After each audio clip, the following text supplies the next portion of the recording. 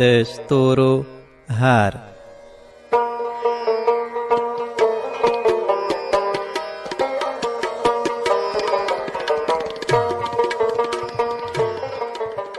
له کلید راډیو څخه د ناول پرلپسې لړۍ.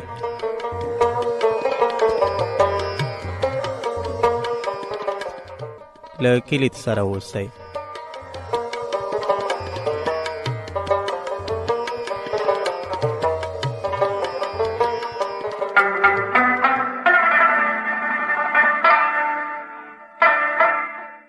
اغزن سیم.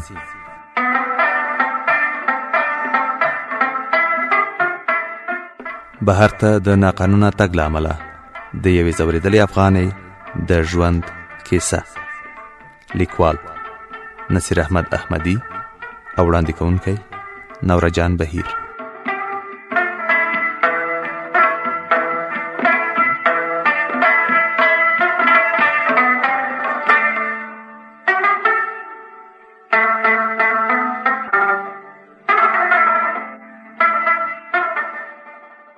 د ستورو هر داستاني خپرونې درنو اوریدونکو السلام علیکم. په دې هیله چې ټول روغ جوړ او خوشحاله وئ.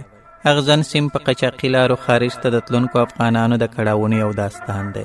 د دغه ناول په تیره برخه کې مو واورېدل چې کله لیکوال د انټرنیټ په وسیله د مریم د رالیږلو خبرو بله برخه راواخیسته او ماښام یې په خپل کمپیوټر کې چالان کړه، نو هغې لندن ته د خپلې کورنۍ د تلو خبره کړې وه. داسې چې د مور او پلار له رضا کېدو وروسته یې کابل کې کور او د کاروبار وسایل ټول خرڅ کړل. پلار یې له یو قاچاقبر سره خبره وکړه او بله ورځ ټول یعنې مور، پلار، دا او ورور د نیمروز په لورې روان شول. هلته له 2 شپو تېرولو وروسته په سرحد کې یوه موټر ته چې ډېر نور کسان هم پکې ور وختل. په لاره څو ځایه موټر کې سپاره خلک له موټره کوز شول او په ځمکه څملاستل، خو چې ځانونه به یې بې خطره احساس کړل نو بیرته به موټر ته ور پورته شول. اوس موټر پر پاخه سړک او تر پخوا یو څه چټک روان و. اوریدونکو، اوس د دغه په زړه پورې ناول څلورمه برخه وړاندې کوو، په دې هیله چې دا تر پایه واورئ او راتلونکې نورې برخې هم تعقیب کړئ.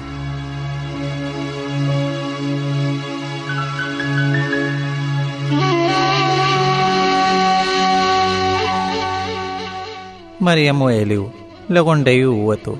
د سپږمۍ رڼا تر لرې رسېده. هواره دښته وه، مخکې لاړو. ګڼ څراغونه ښکاره شول. نه پوهېدم بازار و که کوم عسکري ځای. د موټر د ماشین غرهاری خود. باد تیز لګېده. ټکری مې د زنې دواړو خواو ته ټینګ نیولی و. ناڅاپه درب شو. سپېرې دوړې تر موږ تېرې شوې. ورور مې تر مټ ټینګ ونیوم. موټر خامې ته ولوېد، خو تګې د پخوا په څېر ګړندی و. یو دم کوکه شوه. ورور مې په بیړه مې ور وکتل. د باډۍ په وروستۍ برخه کې یوه سړي چغې وهلې. له موټر وتلې دړې ته مې پام شو. زړه مې ولړزېد. څوک نه و. د سړي له کوکو سره ژړا ګډه شوه. موټر ودروئ. د موټر ټایرونه په وړو ډبرو وښویېدل. خلک په دوړو کې پټ شول. سړي ټوپ کړ. د پاخه سړک خواته یې منډه ور واخیسته. بریتور سړي تر شیشې سر راوایست. یوه مسافر په بیړه وویل. ورور یې ولوېد. موټر حرکت وکړ. پلار مې د موټر د سیټ بام ته سکان ونیول. موټر ودرېد. موټروان راښکته شو. په غوسه و. ویلې خپلې غاړې مې در باندې خلاصې کړې وې. څوک چې ولوېدل نو ولوېدل. زه نشم کولی چې د بلې ولپاره خطر ومنم. یوه مسافر چیغه کړه. دا څنګه مسلمان یې؟ کړس شو. مسافر خپل مخ ته لاس ونیو. ورور مې زما په اوږه سر کېښود. موټروان بیرته سیټ ته ور وګرځېد. موټر حرکت وکړ. لرې 2 تنه ښکارېدل. ناڅ سړي ځمکې ته سکان نیولي و. نرۍ چیغې یې راتلې. بل په تورو خاورو کې پروت و. د مریم خبرې ختمې شوې. بخارۍ ته مې وکتل. سره وه، خو تاوې تر کمپیوټر نه را رسېده.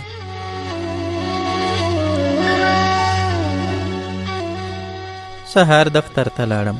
یوه ملګرې مې کوژده کړې وه. نورو همکارانو شیریني ترې غوښته. بس سلا په دې شوه چې غرمې ته به مایان را باندې خوري. همداسې مو وکړل.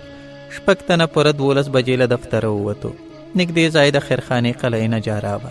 ورغلو. په یخه هوا کې د مایانو خوراک خوند وکړ. د چایو د سرولو په وخت ټلیفون راغی. حیران شوم. مریم وه. دی به یوازې له ماښامه وروسته ټلیفون کوو.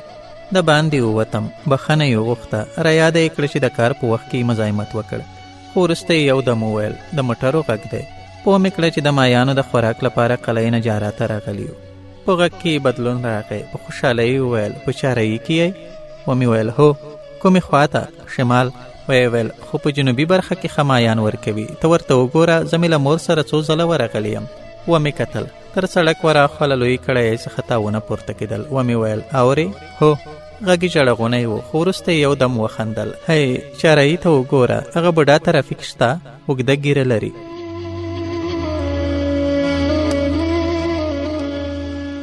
ومې کتل، یوه ځوان ترافیک د موټرو نظم برابرو. مخکې تر دې چې د نه ځواب ورکړم، مریم په خوند وویل موږ به هر سهار هم دلته د پوهنتون یوه ملګرې راخیسته، خو وروسته یې د درېدو ځای بدل کړ. ویلې چې زوړ ترافیک ډېر راته ګوري، بس خدای راکړه ملګري به مو ځوروله. ویل به مو چې زوم خو بیا ولاړ دی. مریم ټوخي واخیسته، ټوخی یې اوږد شو. وروسته یې غاړه صافه کړه، ورو یې وویل وبخه. شاته مې وکتل، یوه ملګري مې ساعت ته اشاره کوله. د مریم نیولی غږ مې واورېد. کله یې نجاره څنګه ښکاري؟ ومې ویل هیڅ، لاندې دوکانونه دي، پورته منزل د ډاکټرانو لوحو نیولی. د ژۍ واورې د موټرو په لوګیو تورې دي، خو له سړکه دوړې پورته کېږي. مریم سوړه سویلی ویست. تر ماغه دوړو زار شم. یوه شیبه غلې وه، وروسته یې په غریو کې وویل یوه هیله. ومې ویل وایه. یوه ژوره ساه واخله. خندا راغله. ولې؟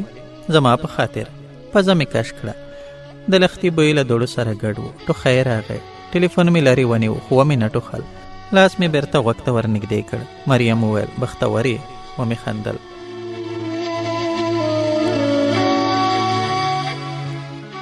مریم سوړه سویلی ویست. د وطن دوړې مې یادېږي. غلی شوه. د ملګري غږ مې واورېد. ویلې چې د دفتر کارونه راته پاتې دي، باید لاړ شو. مریم یو دم وخندل. اصلي خبره مې هیره شوه. سبا د روغتون دهلیز رنګوي، کمپیوټرونه باید لرې کړي. له سهار راهیسې د کیسې په ثبتولو وخته یم. غواړم چې ډېرې خبرې در ولېږم. رخصتي مو په څو بجو ده؟ ومې ویل 4:30. ویې ویل ښه، کوم ایمیل ناوخته در ورسېد چې هېرې نه کړې؟ سمه ده. بیا یې ویل وبخه، اخیری خبره، که زما منې تر سړک واوړی، هغه بلې غاړې ته ښه مایان پخوي. هېڅ مې هم ونه ویل. موږ مایان خوړلي وو. دفتر ته لاړو.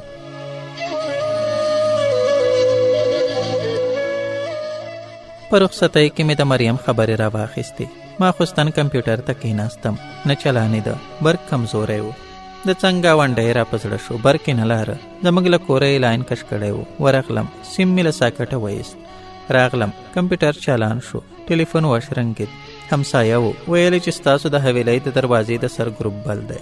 ولاړ شوم. برق مې بیرته ورخوشی کړ. راډیو مې را واخیسته. یوازې د جنګ خبرونه و. مړه مې کړه. اوږد وغځېدم. د مریم خبرو ته مې سودا وه. 8 بجې وې. د کوڅې د خلکو تر ویده کېدو مې د برق د قوي کېدو تمه نه لرله. پیاله مې له چایو ډکه کړه. المارۍ ته ودرېدم. د خرما قطۍ رانه ورکوه. برق لاړ. بیرته په خپل ځای کېناستم. د لندو وړیو بوی راغی. ګوتې مې وتپولې. تودې شوې. پیاله چپه وه. کوټه سپینې رڼا ونیوه. تیزه وه. کمپیوټر ته ورغلم. چالان شو، خو چونګای خطا. همسایه ته مې زنګ وواهه. ور یاده مې کړه چې ضروري کار لرم. کماب ګرمي بنده کړې وي، لرې یې کړی. فکر مې سم وخوت. د کمپیوټر چونګا غلی شوه.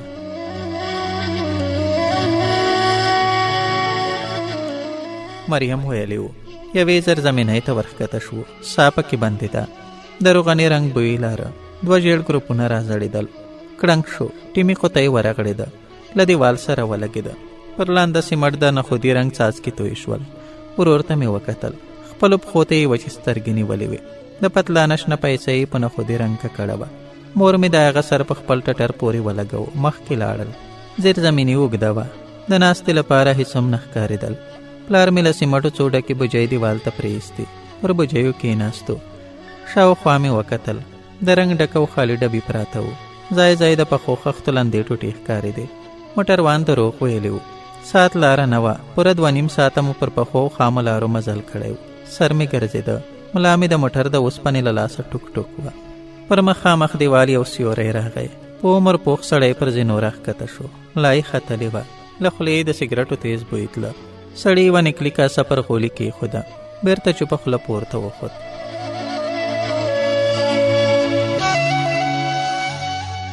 پلار مې پر کاسه واره وچې ډوډۍ ور پورته کړه. لاندې سپېرې سپینې وریجې وې. د ډوډۍ وړه ټوټه مې خولې ته واچوله. د ربړ غوندې وه. نه ژول کېده. د خاورو خوند پکې ګډ و. مور ته مې وکتل. په رنګ ککړ برسته یې وچې سترګې نیولې وې. پوه شوم له موټره لوېدلی ځوان یې له زړه نه ووت. ورور مې ګروپ ته کتل. پلار مې یو دم مخ واړه ووایي ټوخل وریجې دانه دانه پر رنګ شوي دیوال ولګېدې. بخښنه یې وغوښته. بیا یې کاسې ته لاس ور ونه غځو. ملا یې دیوال ته ولګوله. پورته یې وکتل.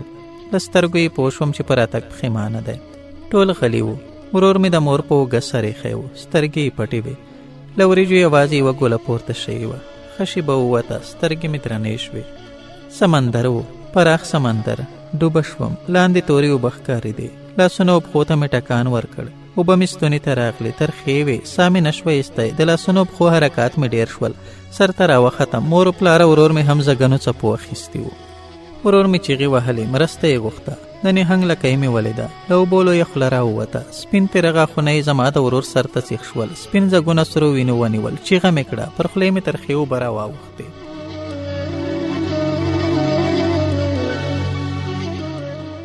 مور ته مې وکتل. نه وه. لاندې لاړم. لاس او پښې مې له حرکته لوېدلي وو. پورته مې وکتل. په سپینو اوبو کې د لمر رڼا ګډه وه. مور ته مې مخ ور واړو. خلاص غونچه ویښتان یوې او بلې خواته کېدل. لاندې روانه وه. له خولې یې حبابونه یعنې په کڼۍ راوتې. له سمندري شنو اوږدو پاڼو یو غټ نهنګ راووت. په غاښ کې زما د ورور په وینو لړلی سیري کمیس بند و. د مور خواته مې ور وګرځېد. چیغه مې کړه. غږ مې نه راوت. واړه حبابونه مې تر سترګو تېر شول. حبابونه مخ پورته روان وو. نهنګ ورغی. غټه خوله یې خلاصه کړه. سترګې مې پټې کړې. بېرته مې ورته وکتل. مور مې نه وه. د نهنګ له خولې راوتلې سرې وینې له اوبو سره ګډې وې. له تېرو غاښونو یې زما د مور اوږده ویښته راوتلي وو. اوبو یوې بلې خواته وړل. نهنګ زما خواته راغی. خوله یې خلاصه وه. چیغې مې وهلې. پلار مې را روان و. نه شو راتلی. اوبو بېرته شاته وړ. غږ مې واورېد. اوږې مې وښورېدې. سترګې مې رڼې کړې. پلار مې په غېږ کې ټینګه نیولې وم. مور مې په حیرانۍ راته کتل. ورور مې لا ویده و. ومې ویل ښایم خوب مې لیده.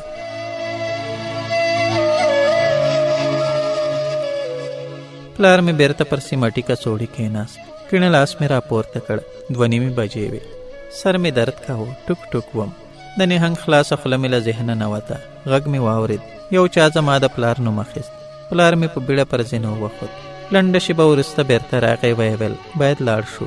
مور مې د ورور اوږې وښورولې. هغه خو به ولې سترګې خلاصې کړې. له څه ویلو پرته ولاړ شو. د باندې راووتو. تیاره وه. سپوږمۍ نه ښکارېده. کوڅې ته راغلو. یو کوچنی موټر ولاړ و. پر سر یې د ټکسي لوحه ټومبلې وه. پلار مې له موټروان سره مخکې کېناست. موږ د شا سیټ ته ورپورته شو. شاوخوا مې وکتل. هسکه وه. لاندې په زرګونو سپین او ژړ څراغونه بل وو. فکر راولوېد. موږ د زاهدان د ښار په څنډه کې وو. موټر حرکت وکړ. په یوه کوڅه کې راتاو شو. عمومي سړک ته وخوت. مخکې لاړ. سړک ته نږدې په پیاده رو کې ودرېد. موټروان په بیړه دروازه خلاصه کړه.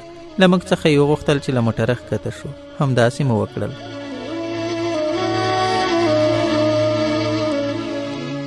سړک ته نږدې په ګڼو ونو کې کېناستو. د سړک دواړو غاړو ته تیز ژیړ ګروپان بل وو. رڼا یې تر هغو څانګو را رسېده چې موږ یې تر لاندې ناست وو. موټروان ته مې وکتل. د موټر له مخکینې ټایره یې هوا ایسته. شېبه وروسته د موټر پر بانټ کېناست. چوپه چوپتیا وه. کله کله به یو موټر په تیزۍ سره تیر شو. موټروان شېبه په شېبه خپل ساعت ته کتل. یو موټر راغی. ټویټا وه. پر سر یې سور څراغ تاوېده. په دروازه یې سپای پاسداران جمهوري اسلامي ایران لیکلي وو.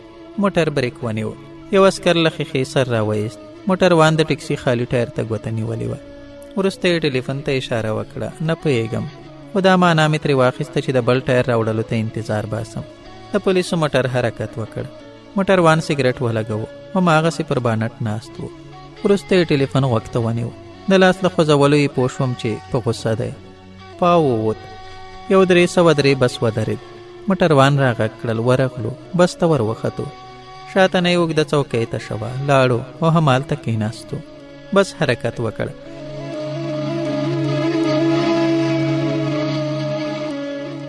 دواړو غاړو ته واړه زاړه ناست وو. په تورو ویښتو کې د بس د چت د څراغونو کمزوري رڼا ښکارېده. سپین سرونه هم پاک وو. ځای ځای په تورو حجابونو په خلي ککرۍ هم زنګېدې. ټول غلي وو. مخکې مې وکتل. د بس پر ماشین یو تنکی ځوان ناست وو. نیم ساعت ووت. ځوان ولاړ شو. یو پلاستیکي سطلې ور واخیست. مخکې راغی. یو ماشومې له بغوره کش کړ. ویې خندل. له سطله یو جوس ورکړ. ځوان 2 نورو کسانو ته د اوبو بوتلونه ونیول. وروسته یې څوکۍ ته راغی. سطلې کېښود.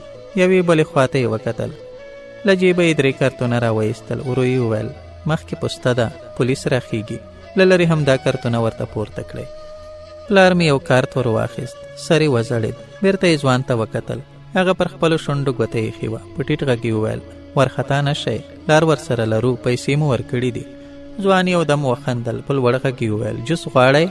د جوس پاکټ یې زما د ورور پر زنګنو کېښود. مخ یې واړو. بیرته موټروان ته نږدې کېناست.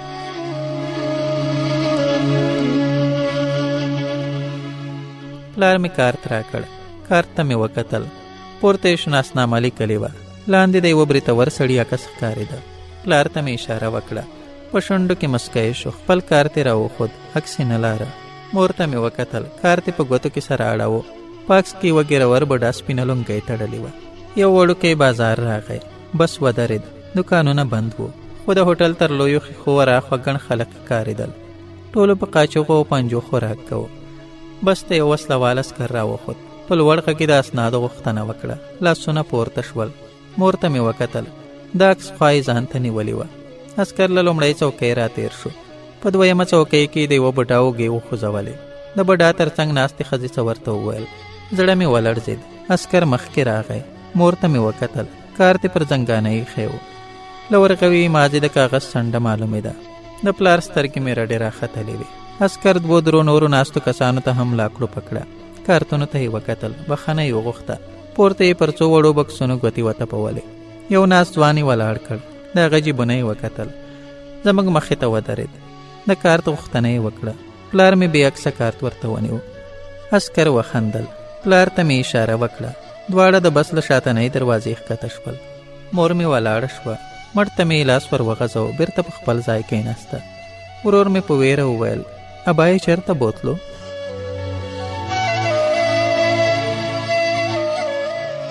ورو ښځینه غږ مې واورېد. ډېر ښکلی دی. ورمېږ مې کوږ کړ. تر مخې مې یوه زړه ښځه ناسته وه. په عینکو کې سترګې غټې ښکارېدې. تر څنګ یې زما ورور ته کتل. وروسته یې ما ته مخ راواړه. ورو یې وویل افغانان یې؟ غلی وم. ښځې وخندل. د ماشوم له خبرو پوه شوم چې ایرانیان نه یې، خو پاکستانیان هم نه راته ښکارې. د هغوی رنګ معلوم دی، تک تور دی. مور مې وویل افغانان یو. ښځې له خپل بکسه د بسکټ کوتۍ راوایست. ورور ته مې ونیو. ورور مې مور ته وکتل. هغې اوږده باڼه سره وروستل. ورور مې بسکټ ور واخیست. ویې ویل ابا ته خو به څه نه وایي؟ زړې ښځې وویل څه وایي؟ مور مې سوړه سویلی وایست. هېڅ، پلار ته یې اندېښنه ده. زړې ښځې وخندل.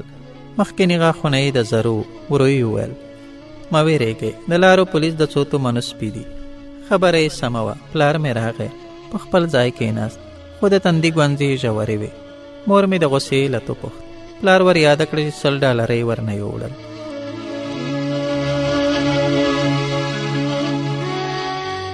موټر حرکت وکړه. خشې به ووته. زړې ښځې وویل په تومنو یې بدل کړی. ښځه د $1 په ټکي پوهېدلې وه. پلار مې د ورور په لاس کې د بسکټو نیولې قوطي ته وکتل. مور مې وویل ښځې ورکړه. د باندې تیاره وه. ځای ځای به د بس د څراغونو تیزه ژېړه رڼا پر را روانو ترافیکي لوحو لګېده. نور هېڅ هم نه ښکارېدل. سترګې مې درنې وې. د بس د چت سپین څراغونه ورو ورو کمرنګې کېدل. وروسته خوب وړی وم. مریم وټوخل. ټوخی یې اوږد شو. بیا یې په کمزوري غږ وویل شور او زوږ و. سترګې مې رڼې کړې. دواړو غاړو ته کتار بسونه ولاړو. خلک یې بلې خواته ګرځېدل. مور ته مې وکتل. له زړې ښځې سره یې خبرې کولې. بس تش و. 2 چوکۍ وراخوا یو بډا کتاب وایه. پلار ته مې پام شو. د مجلو اخبارونو غرفې ته نږدې له موټروان سره ولاړ و. ورور مې راغی. له سرو شونډې د ګشنیز نری ډکی راوتلی و. برګر یې خوړ. ولاړه شوم. مور مې راوکتل خو څه یې ونه ویل. د بس له شاتنۍ ځینې ښکته شوم. مخکې لاړم. یوه دوکان ته ودرېدم. ژاولو ته مې زړه وشو، خو ایرانۍ پیسې نه وې.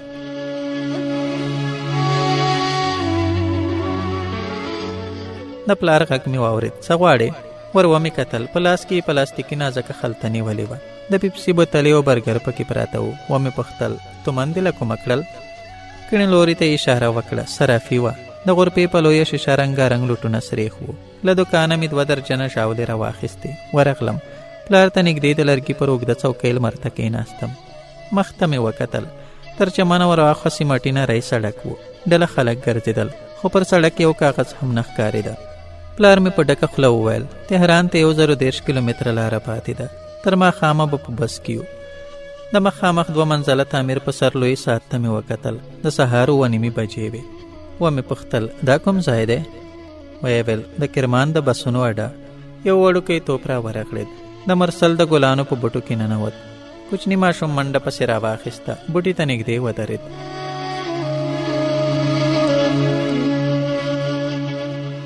ورغلم.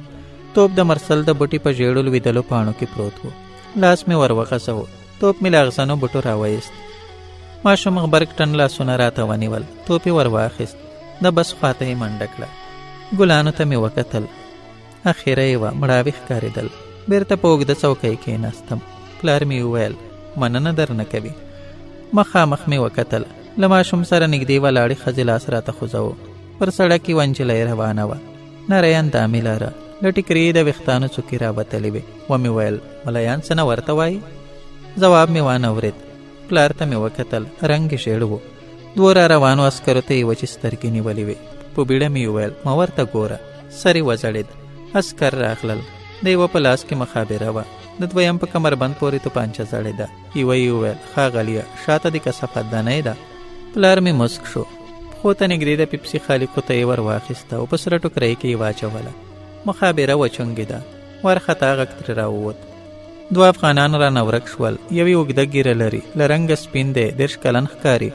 د بل پر مخ د زخم چاپ معلومیږي. دواړه د ترمینل شمالي دروازې ته لاړل. عسکرو منډه کړه. پلار مې وویل په موټر کې ناسته مو په خیر ده.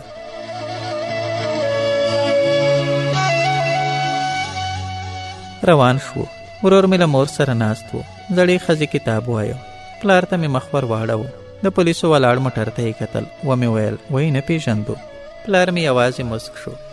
پاو ووت. د سهار چایو ته تللي خلک بیرته موټر ته راوختل. د زړې ښځې لاس ته مې وکتل. ټیټه شوم. پاو کمې 8 بجې وې. موټر حرکت وکړ. له دښتو او وړو ښارونو تېر شو. 1 بجه مو په اصفهان کې ډوډۍ وخوړه. ماښام تیارۍ د عمومي سړک پر غاړه له بسه ښکته کړو. د تیلو ټانک و. لرې رنګارنګ رڼاوې ښکارېدې. یو خیرن ډنګر بوډا راغی. مسک و. له څه ویلو پرته یې بکس وږې ته واچو. په هغه پسې لاړو. د تیلو د ټانک شاته وړه حویلي وه. پر چمن کېناستو. شاوخوا مې وکتل. د یوازینۍ کوټې سپین دیوالونه د ونو له ژېړو پاڼو ښکارېدل. بوډا هماغه کوټې ته ننوت. ورور مې منډه واخیسته. د هغه له تورو ویښتو وراخوا له وچو بوټو د بتو سپینې غاړې راوتلې وې. ورغلم.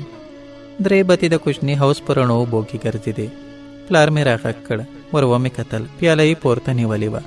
ورور ته مې وویل چای تیار دی. را ویې نه کتل. بتو ته یې د بسکټ وړې ټوټې ور اچولې. سر مې پسې ونه ګرځاوه. د پلار تر څنګ کېناستم. مور ته مې مخ ور واړو. د چایو له سورولو یې خوند اخیست.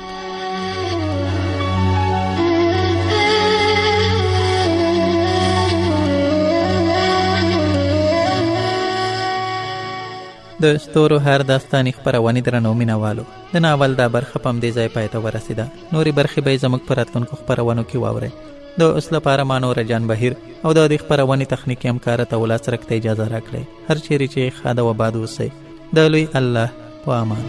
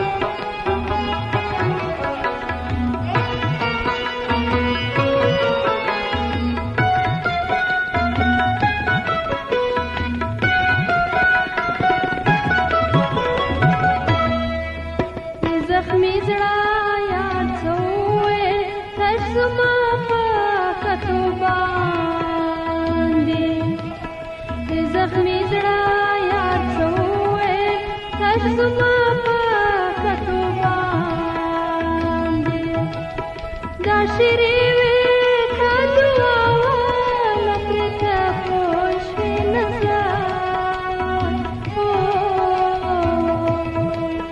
دا شیرې وې کدو واله پرته پوه شوې نظر زما روحه څه برېښنا وه نه پرته پوه شوې نظر زما روحه څه برېښنا وه نه پرته پوه شوې نظر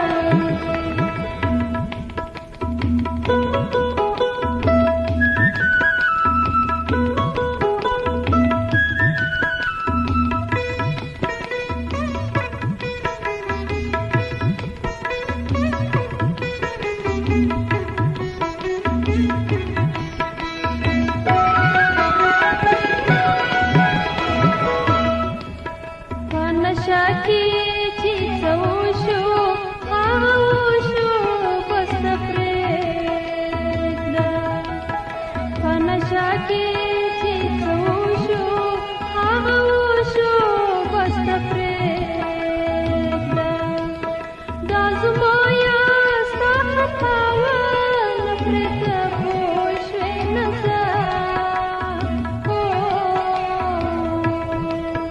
دا زما یا ستا خطا وه نه پرېږده پوه شوې نظر زما روحه څه برېښنا وه نه پرېږده پوه شوې نظر زما روحه څه برېښنا وه نه پرېږده پوه شوې نظر دا د کوم معشوقه دا وه نه پرېږده پوه شوې نظر دا د کوم معشوقه دا وه نه پرېږده پوه شوې نظر زما روحه څه برېښنا وه نه پرېږده پوه شوې نظر زما روحه څه برېښنا وه نه پرېږده پوه شوې نظر نه پرېږده پوه شوې نظر نه پرېږده